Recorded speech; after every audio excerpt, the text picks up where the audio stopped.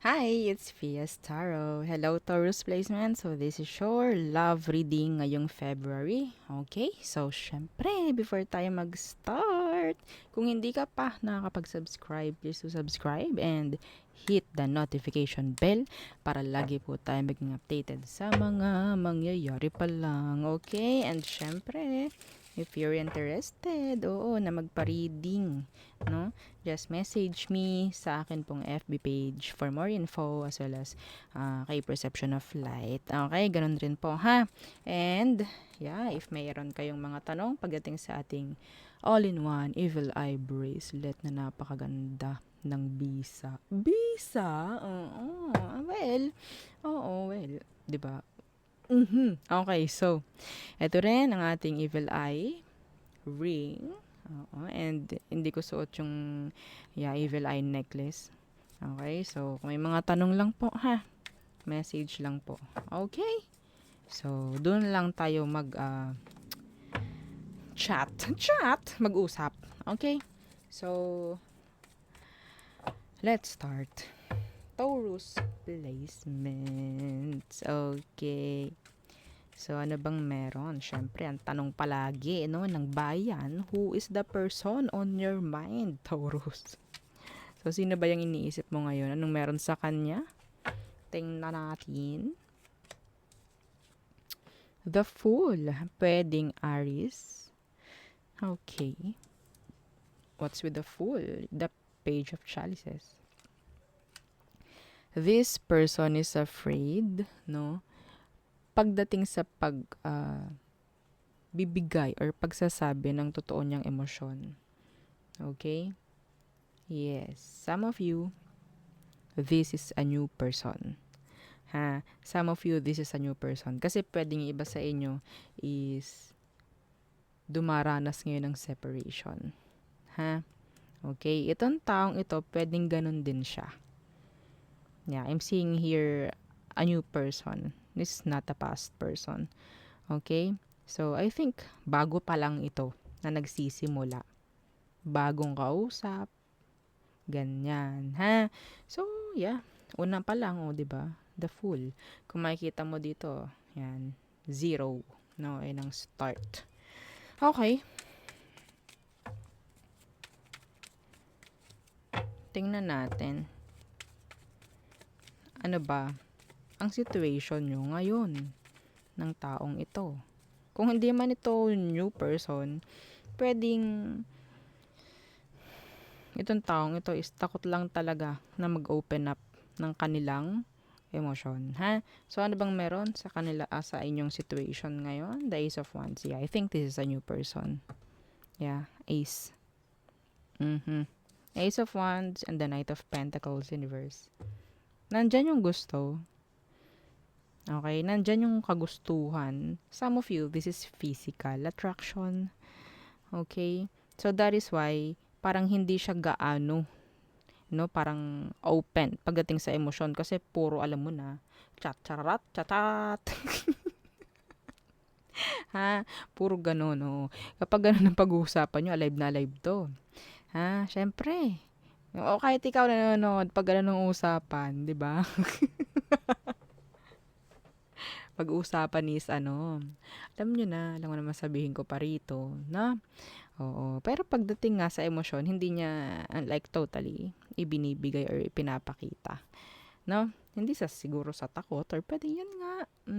Mas siya, interested sa physical. Okay? So, ganun. Oh, iba sa inyo, ha? Nakakita ko rito, may nangyari na kahit wala pang label. May nangyari na sa inyo kahit wala pang label. Ulitin ko. May nangyari na sa inyo kahit wala pa kayong label nito. Ha? Okay? So, yeah. May ganun. Tingnan natin. Ano ba ang totoong intention ng taong ito? Ha? Anong totoong intention ng taong to sa'yo? Taurus. Shararan, the Judgment in reverse. Wala naman masyado. Why the Judgment in reverse? The World in reverse. See, eto ha, naku po. Taurus, itong taong to, sabihin ko sa'yo, kung hindi ito past person mo, meron pa siyang someone from their past na hindi pa totally ah, naaayos. Pwedeng ikaw, sinusubukan ka lang to. Pwedeng bored siya, ganyan. Ikaw ang nakita, okay? Tapos, yes, I'm ready. You're welcome, 'di ba? Yes, everyone is welcome. So, meron tong may unfinished business to. Okay? Doon sa kanya. Yes. Intention nito, if this is your past, okay? If this is a past person, wala pa rin eh. Hindi ito babalik. Hindi ito makikipagbalikan. Yung ganto-ganto, ang dali lang nun para sa kanya. Lalo na kung ibinibigay mo. Ha? Lalo na kung ibinibigay mo, lalong hindi ibibigay yung relasyon. Kasi syempre nagagawa nyo ni kahit hindi na kayo magkaroon ng relasyon. O di ba? Saka pa. Ha? Okay? Ngayon na. Sana walang nakaka-resonate. I cannot. Okay. Ang hirap naman nito. Ito yun, no? Ito yung relationship na nakabaon sa ilalim. Hindi binibigay. Yeah, the tower in reverse. Andun yung separation ng iba sa inyo na, yun nga, naisasantabi. Oops, santabi muna natin yung yung separation. Tayo muna yung magganto. Chacharat, chachat. Ha? Oo. Yung parang, alam nyo naman yung situation, alam nyo naman na may separation yung iba sa inyo. Pero, yes, kahit ano, pwede pa rin namin gawin. Mga ganun. Ha? Okay? So, kung ito naman ay new person, meron tong something pa sa past niya. And yun nga, pwedeng ikaw lang din yung nakita niya. Someone na pwedeng mag-comfort sa kanya. Ha? Okay.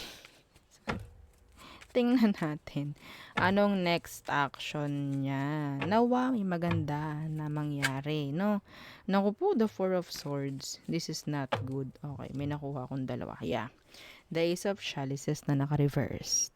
And the Four of Swords.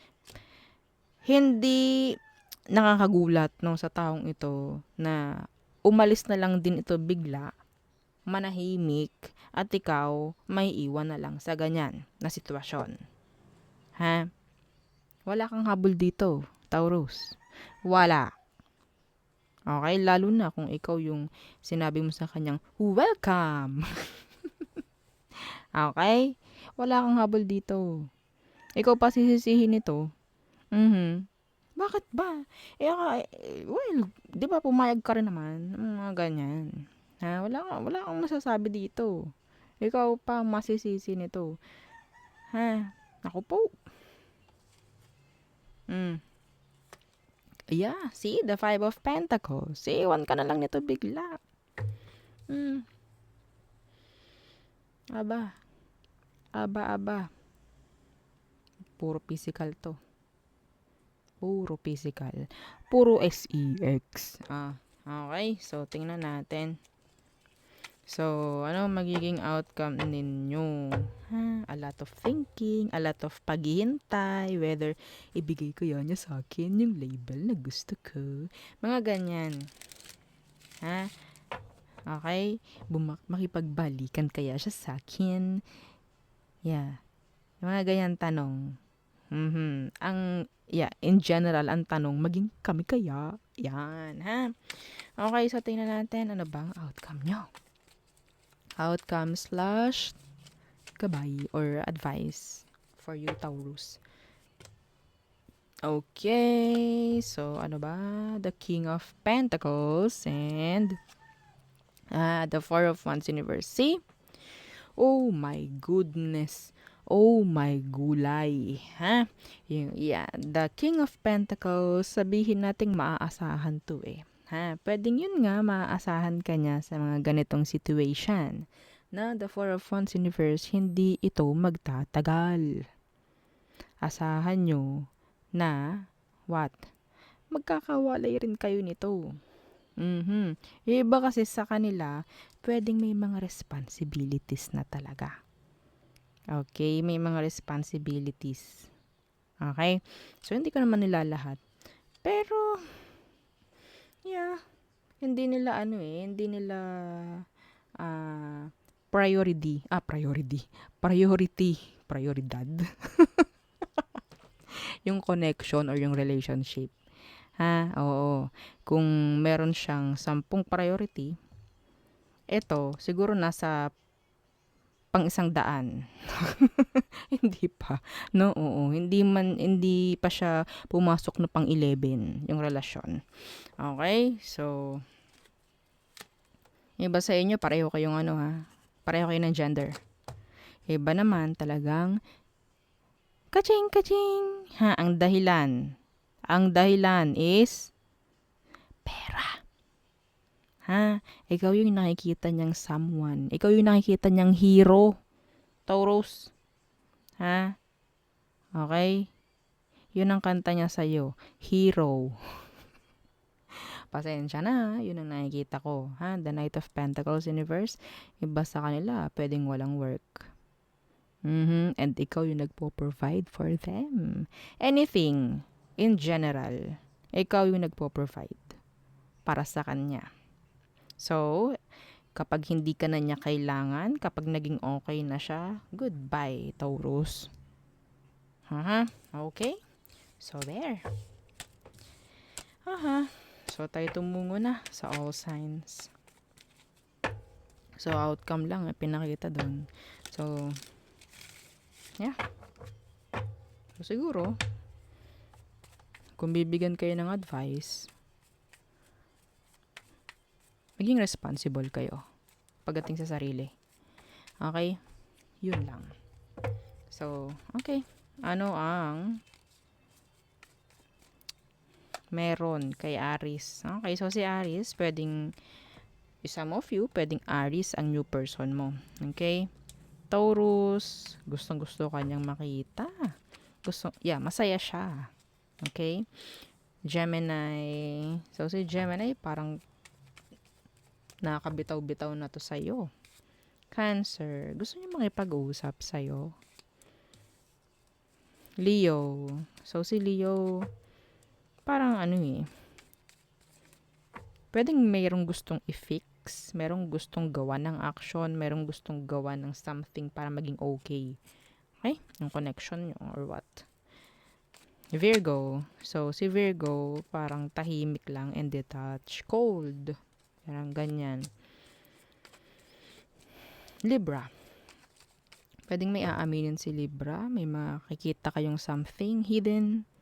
Ganyan. May malalaman. Scorpio, they want a long-term connection or relationship with you. Iba sa inyo, pwedeng ikasal ka sa isang Scorpio. Okay? Next, Sagittarius. So, si Sagittarius, hindi pa rin ito okay. Like, babalik pa siya. May chance na bumalik ito. Hindi pa kayo tapos. Okay. Capricorn, may unfinished business kayong dalawa. Okay. Sagittarius. I know, bakit Sagittarius? Oh my God. Lutang. Oh, so, si Aquarius. So, magka-rhyme kasi. May use. Oh, diba? So, Aqua. So, si Aquarius parang, hindi pa siya ready na mag-commit. Takot pa siya. Okay? Pisces. So, si Pisces pwedeng gusto niya na makaalis na or pwedeng nakakaalis na siya sa mga isipin pagdating sa sitwasyon ninyo. Okay? So, there. Yun ang aking reading for you, Taurus placements. And again, don't forget to like, share, and subscribe. Okay? Thank you. Bye!